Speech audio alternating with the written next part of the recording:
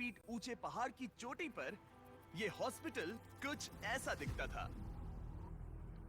इतनी दूर रहने की वजह से इस कम्युनिटी में बिजली नहीं है, मतलब स्थानीय डॉक्टर्स अच्छे मेडिकल इक्विपमेंट तक नहीं पहुंच पाते और अक्सर उन्हें सिर्फ टॉर्च और बहुत ही बेसिक टूल्स का इस्तेमाल करके अंधेरे में सर्जरीज और कॉम्प्लेक्स मेडिकल प्रोसीजर्स परफॉर्म करनी पड़ती हैं। बेहतर देखभाल की जरूरत पड़ने पर एक बेहतर मेडिकल फैसिलिटी तक पहुंचने में घंटों लग सकते हैं। इन प्रॉब्लम्स की वजह से कई मौत और मिसकैरेजेस भी हुए हैं। तो हमारे long term partners give power, जिनके साथ हम अपने पिछले 3 फिलैंथ्रोपी वीडियोस में काम कर चुके हैं, उन्होंने डैन और डैरेन को इस समस्या का हल ढूंढने में मदद करने के लिए खोलोग्विन की यात्रा पर चलने को कहा, जहां उनका धूमधाम से स्वागत किया गया पृथ्वी पर सबसे खूबसूरत जगहों में से एक में। पहली सुबह डैरेन की मुलाकात संजय नाम के एक स्थानीय गिफ्ट पावर इंजीनियर से हुई, जिसने उसे नीरा के बारे में एक दुखद कहानी सुनाई। उस गांव की एक महिला जिसने ठंड के मौसम में मेडिकल फैसिलिटीज और इक्विपमेंट की कमी के कारण अपने बच्चे को खो दिया था। उसे सबसे करीब के बर्थिंग सेंटर तक बारिश में चल के जाना पड़ता था और क्योंकि बर्थिंग सेंटर दूर था, इसलिए वो सेंटर तक नहीं पहुंच सकी और उसे बच्चे को खोना पड़ा। और सरकारी फंडिंग की कमी के कारण इस अस्पताल को कम से कम 2030 तक बिजली नहीं मिलेगी। अगर अस्पताल अच्छी बर्थिंग फैसिलिटी के साथ चालू होता तो फिर मामला पूरी तरह से अलग होता। डैरेन जानते थे कि हमें जल्दी कुछ करना होगा ताकि ऐसा दोबारा ना हो, तो वो मेलिसा से भी मिले, ग्रीन प्रोग्राम की फाउंडर जो इस विशाल प्रोजेक्ट को पूरा करने में मदद करने के लिए ढेर सारे स्टूडेंट्स और वॉलंटियर्स को लेकर आई। जब मैं छोटी थी, मैं मलेशिया में अपने परिवार से मिलने गई। वहाँ मैंने पहली बार समंदर देखा और समंदर तट से जुड़ी चट्टानों को देखा और तब मुझे पहली बार यह एहसास हुआ कि अगर हमें लोगों को प्रकृति की खूबसूरती दिखाने का मौका मिले तो ऐसा करके हम उनके अंदर ऐसा भाव जगा सकते हैं कि जिनसे वो भी प्रकृति की रक्षा करना चाहे। तो हमने अनिवार्य रूप से दुनिया भर से ऐसे छात्रों को लिया है जो सच में अच्छा प्रभाव डालने की परवाह करते हैं और आने वाली पीढ़ियों का परिचय दुनिया की खूबसूरती के साथ कराने में सक्षम होना ऐसा तरीका है जो वाकई में दुनिया को बेहतर जगह बना सकता है। संजय और मेलिसा से मिलने के बाद डैरेन काम करने के लिए और भी ज्यादा इंस्पायर्ड हो गए थे। हम सोलर पैनल्स और बैटरीज लगा रहे थे ताकि अस्पताल को बिजली मिल सके। साथ ही इस कम्युनिटी की सेवा के लिए हम उन्हें इक्विपमेंट्स दे रहे थे जिससे एक सेफ और मॉडर्न बर्थिंग सेंटर बन पाए। ठीक है, हम पहले दिन के लिए तैयार हैं। 3, 2, 1 फिलैंथ्रोपी। टीम काम पर लगने के लिए बेहद एक्साइटेड। ये कंप्लीट करने के बाद हम यहाँ पर खोदेंगे। चलो चले। पहले दिन के अंत तक टीम सारी खुदाई और वायरिंग का काम पूरा कर चुकी थी। मैं ये बयान नहीं कर पा रहा, लेकिन इस गांव के लोगों के बारे में कुछ तो बात है। उनकी प्रामाणिकता, उनके दोस्तानेपन और उनके खुलेपन ने मुझे कुछ ही दिनों में ऐसा एहसास करवाया जैसे मैं उनके परिवार का ही हिस्सा हूँ। जैसे ही हम इस घर की ओर बढ़े, कोई अंदर भागा और उसने आग जलाई और वहाँ से धुआं निकल रहा था। हमें नहीं पता कि क्या हो रहा है, लेकिन वो हमारे लिए चाय बना रहा था। ये अदरक वाली हिमालयन काली चाय है और मैंने अपनी पूरी जिंदगी में इससे बढ़िया चाय कभी नहीं पी। यही यहाँ की संस्कृति है। ये लोग वाकई में बहुत काइंड और वेलकमिंग है और हम जहाँ भी जाए वो हमारा ख्याल रखना चाहते हैं। उन्होंने हमारे लिए अपने घरों के दरवाजे खुले रखे हैं। इन्होंने हमें रहने के लिए एक कमरा दिया ताकि डैन और मैं यहाँ आराम कर सकें। लेकिन कंस्ट्रक्शन शुरू होने के कुछ ही समय बाद डैन बीमार महसूस करने लगे। मुझे बहुत ज्यादा बीमार महसूस हो रहा है, तो मैं पास ही के अस्पताल में चेकअप करवाने जा रहा हूँ। इसका मतलब वो खुद ही एक्सपीरियंस कर पाएंगे कि इलाज करवाने के लिए इतनी दूर जाना कितना मुश्किल होता है। जैसा कि आप देख सकते हैं, यहाँ पर सब कुछ लॉक्ड है और ये कड़वी सच्चाई है। अगर आप आसपास के किसी गांव में गंभीर रूप से बीमार हैं, तो आपको अपने सबसे नजदीकी हेल्प सेंटर पहुंचने के लिए भी 7 घंटों की यात्रा करनी पड़ेगी। खुशकिस्मती से वहाँ पर एक नर्स थी जो उनका चेकअप कर पाई। ये है कारुणा, जो स्थानीय कस्बे खोला गांव में एक नर्स है। ये मेरी चेकअप करने आई है।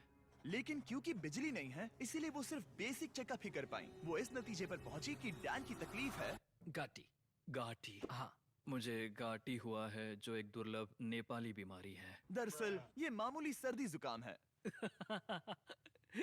लेकिन इतने बड़ी कम्युनिटी के लिए अक्सर इससे भी ज्यादा सीरियस केसेस होते हैं, जिनके लिए इमीडिएट और कॉम्प्रिहेंसिव ट्रीटमेंट की जरूरत होती है, जो कि अवेलेबल नहीं है। इस प्रोजेक्ट पर सब कुछ निर्भर था। टीम पहले से ही दबाव महसूस कर रही थी, इसलिए जब तक डैन आराम करता, टीम ने काम जारी रखा।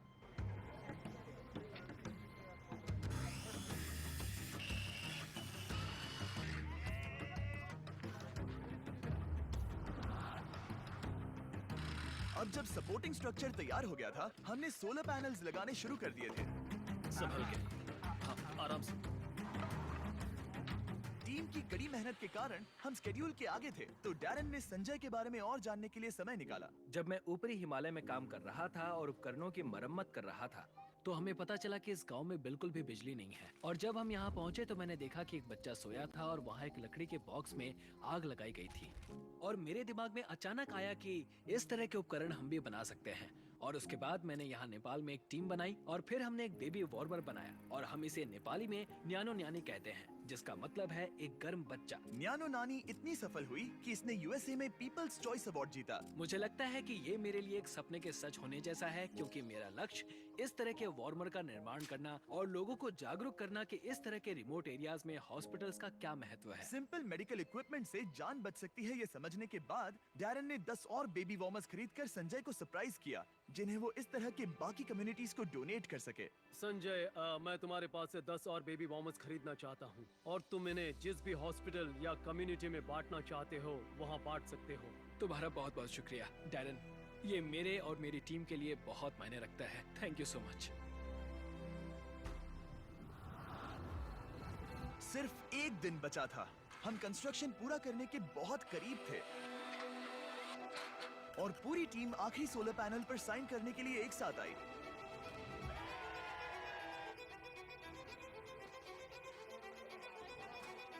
और डैरन को आखिरी बोल्ट टाइट करने का सम्मान मिला।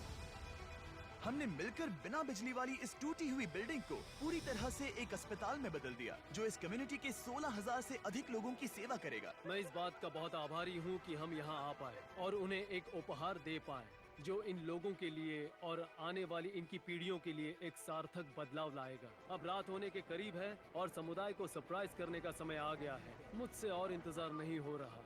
पहली बार लाइट को जलती देखने के लिए पूरा गांव अस्पताल के यहाँ इकट्ठा हुआ। सब लोग तैयार हैं? 3, 2, 1।